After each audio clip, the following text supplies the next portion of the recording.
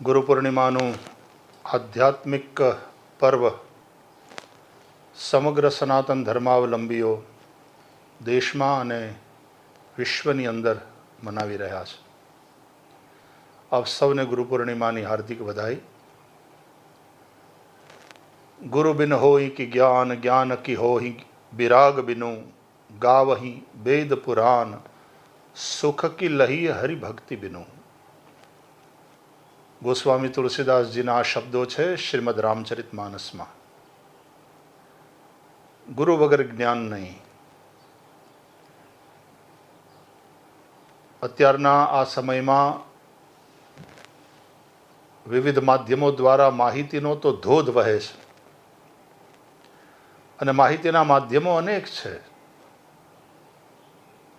પણ જ્ઞાન પ્રાપ્ત કરવાનું હોતું નથી. એ છે જ,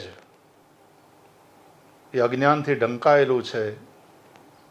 એ આવરણને હટાવીને જ્ઞાનને પ્રગટ કરવાની વાત છે અને એ કરનાર સદગુરુ છે.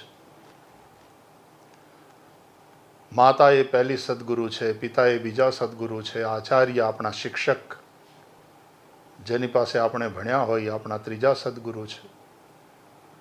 અરે આ જગત એ પણ એક ગુરુ છે અને અનંતાનંત બ્રહ્માંડને ધારણ કરનાર ભગવાન શ્રી હરિ એ પણ આપણા પરમ ગુરુ છે, પરમેષ્ઠી ગુરુ છે. ગુરુ પૂર્ણિમાના આ દિવસે, ખાસ કરીને આજના દિવસે, આ જ્ઞાન, આ વિદ્યા જેના થકી પ્રાપ્ત થાય છે અથવા તો પ્રગટ થાય છે એવા સદગુરુ પ્રત્યે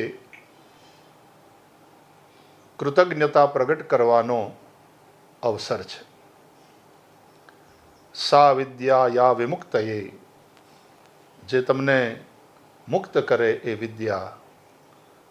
આ જ્ઞાનપરક અર્થ થયો અને શ્રીમદ ભાગવતના આધારે કહું તો સા વિદ્યા તન્મતિર્યયા, જેના થકી ભગવાનમાં આપણી મતિ લાગે એ જ વિદ્યા છે. આ વિદ્યાની ભક્તિપરક વ્યાખ્યા છે. નાદવંશ અને બુંદવંશ.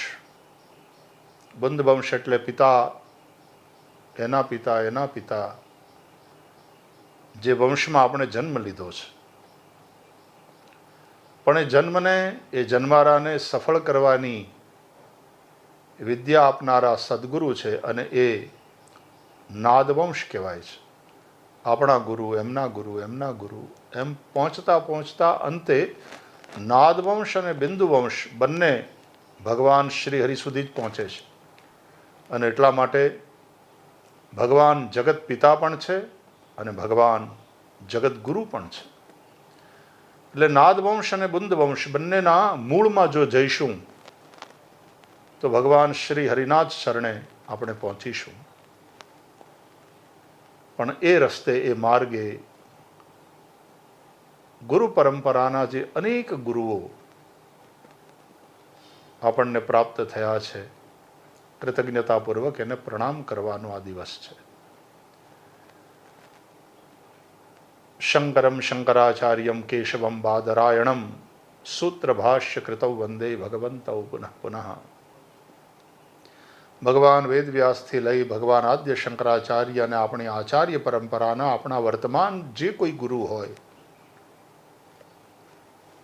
એ સૌને પ્રણામ કરવાનો આ દિવસ છે. એ જ રીતે વિશિષ્ટાદ્વૈત પરંપરા હોય, વિશુદ્ધાદ્વૈત પરંપરા હોય, દ્વૈતાદ્વૈત પરંપરા હોય કે દ્વૈત પરંપરા હોય, પોતપોતાના આચાર્યોને અને એ આચાર્ય પરંપરાને પ્રણામ કરવાનો આ દિવસ છે.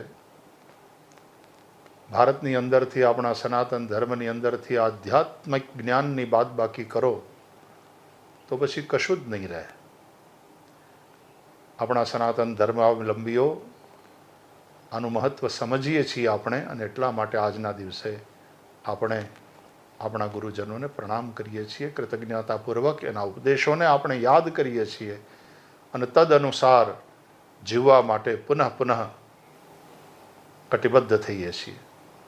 આપ સૌને ગુરુ પૂર્ણિમાની હાર્દિક વધાઈ.